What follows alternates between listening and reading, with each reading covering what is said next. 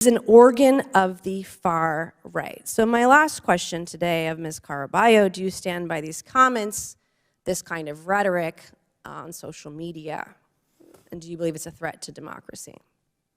Thank you, Representative, for the opportunity to clarify and provide context to my tweets. All right, guys, so I came across this stunning exchange that I want to talk about here because this is the type of stuff that the GOP needs to do when they actually go on TV, okay? They need to do this on TV. They're great at putting on these performances in Congress, but you got to go on CNN, you got to go on MSNBC, you got to go on left-wing liberal media and put on this same type of performance when it comes to calling out the hypocrisy and extremism of the left, which should be a very easy thing to do because, quite frankly, is everywhere. It is abundant, okay?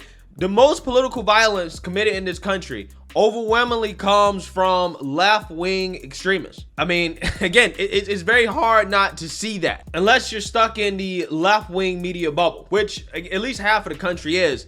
So at least, again, half of the country does not see the political violence that comes from the left simply because the media doesn't cover it enough. But in this exchange right here, you have Representative Nancy Mace, a Republican from South Carolina, who's going to do an absolutely amazing job of destroying and exposing the hypocrisy of Alejandra Caraballo, who is a Harvard-employed transgender activist who basically is spending most of their life monitoring right-wing extremism online and anti-LGBTQ rhetoric, aka they are somebody that advocates for censorship. And Alejandra Caraballo, who has me blocked on Twitter, by the way, I don't know why. I've never interacted with this individual a day in my life, but they have me blocked on Twitter. But from what I can see, they're describing this House Oversight Committee hearing as a hearing on white supremacy rhetoric or white supremacy violence and the effect that it is having on anti-LGBTQ individuals, right? Anti-LGBTQ violence in this country. Now, this is coming after the Club Q shooting that happened in Colorado, in which allegedly the shooter, according to the shooter himself, was actually LGBTQ. He was non-binary, okay? However, the left has rejected that because all of a sudden they figured out what a woman is when it comes to the possibility that somebody within the LGBTQ community committed this act of violence and it wasn't a so-called white supremacist. But we really don't have all the facts on that incident just yet. But that doesn't stop them from holding this hearing as if everything has been decided. All the facts are out there. It was definitely anti-LGBTQ violence committed by some type of white supremacist. But let's go ahead and get into this video here because, again, Nancy Mace exposing the hypocrisy of this transgender activist is just going to be absolutely amazing. Is rhetoric on social media a problem and a threat to our democracy, Mr. Ward? Yes, absolutely. Mr. Siegel? Yes. Ms. Caraballo? Yes. Ms. Nomani? Yes. Ms. Tyler? Yes. Yes. Another question I have, do you believe that rhetoric targeting officials with violence for carrying out their constitutional duties is a threat to democracy, Mr. Ward? Mr. Siegel? Yes. Yes. Yes. Yes. Yes. All right, thank you very much. Only a few weeks after the attempted attack on a Supreme Court justice on June 25th, one of the witnesses, Alejandra Caraballo, tweeted out the following in response to a decision on abortion overturning Roe v. Wade, and I'll quote directly from the tweet. "The 6 justices who overturned Roe should never know peace again. It is our civic duty to accost them every time they're in public. They are pariahs. Since women don't have their rights, these justices should never have a peaceful moment in public again." I know something about being accosted. The night of January 5th, I was physically accosted on the streets of DC in Navy Yard by a constituent of mine. I fervently blamed rhetoric on social media, rhetoric at public events, for being physically accosted. I carry a gun everywhere I go when I am in my district and I'm at home because I know personally that rhetoric has consequences. I've had my car keyed. I've had my house spray painted. I had someone trespass in my house as recently as August. I've been doxxed on social media about where I live. And I've had to add to security everywhere I go. Often, because I can't afford it, I have to carry my own firearm wherever I go.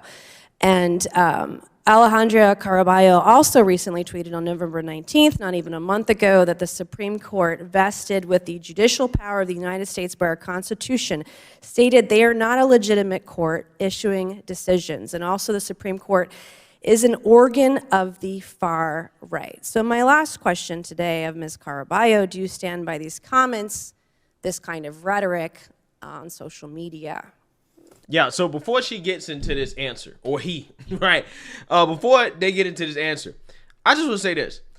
Again, this clearly, from the left here, this leftist activist, is a call for violence. I mean, they're literally saying that the Supreme Court justices should not have a moment of peace.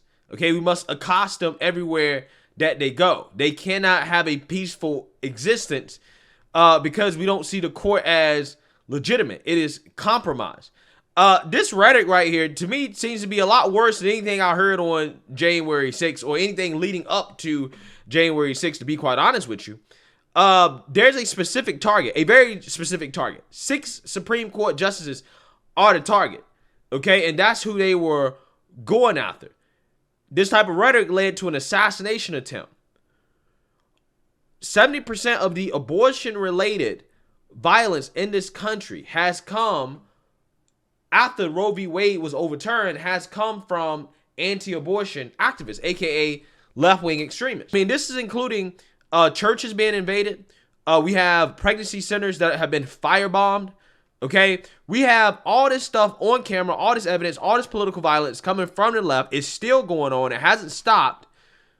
But yet, the left wants to lecture everybody else on political violence while they routinely not only encourage political violence, but they actually commit acts of violence. That's what they do. And the left only has one thing that they can talk about is January 6th, January 6th, January. And that's why they are so on it, so bad. Before that, it was Charlottesville. But again, that's nothing. None of those two events are nothing compared to what we've seen from a combination of BLM, Antifa, and the Roe v. Wade protesters. I mean, it's a fact that the BLM riots were the most expensive riots in history. Okay, those riots cost billions and billions and billions of dollars. That's what happened. But none of those people got banned from social media for inciting violence. But yet, these people got so hurt and so upset about Trump and his rhetoric after January 6th, which most of his rhetoric after January 6th was objectively promoting peace, that they banned him for incitement of violence. But they don't care at all about the incitement of violence that actually results in real world violence from the left. This is what they do.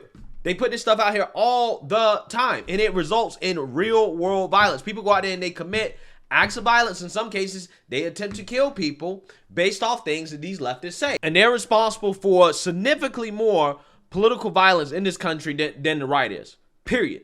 Period. Anybody saying anything differently, they're not looking at it objectively. They're not, right? They're not. It's everywhere. But again, these people are never banned. They're never suspended. Because to the left, political violence is totally justified when it comes to achieving their political agenda. But on the right, even if somebody gives a speech that basically uses war as a metaphor for, being political, getting out there and being active politically, oh, that's potentially an incitement of violence. They're musing about having an armed insurrection, right? That's how it goes. The media freaks out about it. But again, these people routinely post stuff like this, and you see actual real world violence because of it, and it's crickets. It blows my mind. Let's see what this trans activist has to say after being called out on their hypocrisy, because they agree that this stuff is a threat to democracy, right? And do you believe it's a threat to democracy? Thank you, Representative, for the opportunity to clarify and provide context to my tweets. I have a question, is it yes or no? Do you believe your rhetoric is a threat to democracy when you're calling to accost a branch of government, the Supreme Court? I don't believe that's a correct characterization What of you my tweeted, statements. though. Did you not tweet that? That you thought that the Supreme Court justices should be accosted? What I'm saying is that yes or that is no? not an Did you tweet accurate it? characterization of my statements. Well, what's an accurate characterization of your statements? I mean, you clearly said that they should be accosted. You had a specific target, okay? You said 6 Supreme Court justices. They should be accosted and they should not be able to live their lives peacefully in public. How else are you supposed to interpret those tweets? I'm just saying. I'm just saying, like, what, like, I mean, clearly, this is calling for action. It is a threat, and there's a specific target. I'm just saying. On June 8th of this year, a man was arrested near Justice Brett Kavanaugh's home in Maryland. He told law enforcement officers he wanted to kill a Supreme Court justice. He was found with a knife, with a pistol, 2 magazines, ammunition, pepper spray, zip ties, a hammer, crowbar, and duct tape. Yeah, so that happened on June 8th. I believe that tweet went out on June 25th. I mean, this person literally did not care that a Supreme Court justice was almost assassinated and would think that, hey, you know what, let me actually tone down my rhetoric. Okay, no. They kept going with it.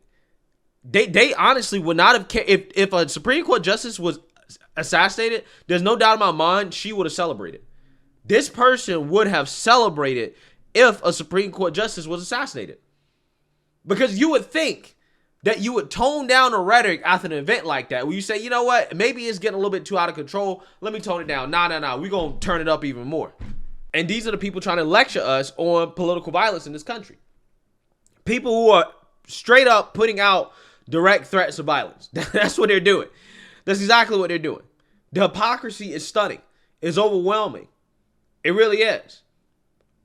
And when faced with this hypocrisy, the only thing this person can say is that, well, you took my tweets out of context. That's a mischaracterization. It's not a mischaracterization. That's your tweet. That's what you said. Right? I wish Nancy Mace, though, would have let her explain. Because I want to see the mental gymnastics that this person jumps through to try to explain how that tweet is not a direct threat of violence against a specific target, Supreme Court justices. But, you know, these Congress people, man, I know they got limited time. They really do need to let these people talk, though. Like, for real, when you ask these questions. Because it would have been fascinating to see how this person, again, tried to explain that. How did they try to square that in their head? Ms. Caraballo, on page 12 and 13 of your written testimony, you painted concerned parents as having been infiltrated by white nationalists and far-right militia groups, which played a significant role in school board protests. This has not actually been my experience with concerned parents. In your testimony, you wrote that in Loudoun County, Virginia, unfounded rumors that spread in local parent groups on Facebook about an alleged trans student sexually assaulting a girl in a bathroom led to a firestorm of several heated school board protests that descended into violence. But in fact, the perpetrator, it actually turned out, had committed 2 sexual assaults at 2 different Loudoun County schools in 2021 and was arrested on October 7th, 2021 by the Loudoun County Sheriff's Office. These weren't unfounded rumors, as you suggest. It actually turns out law enforcement had to act. So giving this, I'm assuming that until now you were unaware of what happened here, and you're going to update your testimony for the committee. Is that correct? Thank you, Representative. What I was referring to in terms of unfounded rumors was that the perpetrator was trans. At the time, there was no indication, and later it came out that the perpetrator would not have any trans identity. And I'm out of time, but the only... Yeah, so, I mean, I don't know if the perpetrator was trans, but I do know that it was confirmed that they were wearing girls' clothes, okay? So, at the very least, that exposes the whole bathroom policy in the sense that there are students who will take advantage of it, which is why, again, bathrooms should be based off biology. And, you know, if transgender people want to go use, you know, a certain bathroom, whatever, let them go do that, right?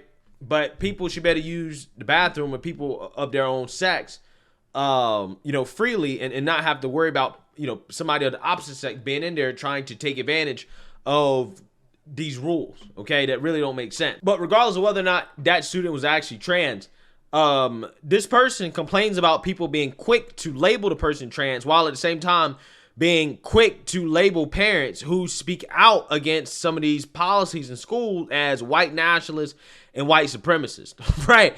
You see what's going on here? These people are quick to throw a label on somebody that disagrees with them, but then they want to get mad when people do it back to them. It's kind of funny how that works. But yeah, this person got embarrassed, right? This is embarrassing. The hypocrisy here is stunning. Let me know what you guys think. Make sure you like, comment, subscribe. Most importantly, share a Black conservative perspective. Peace.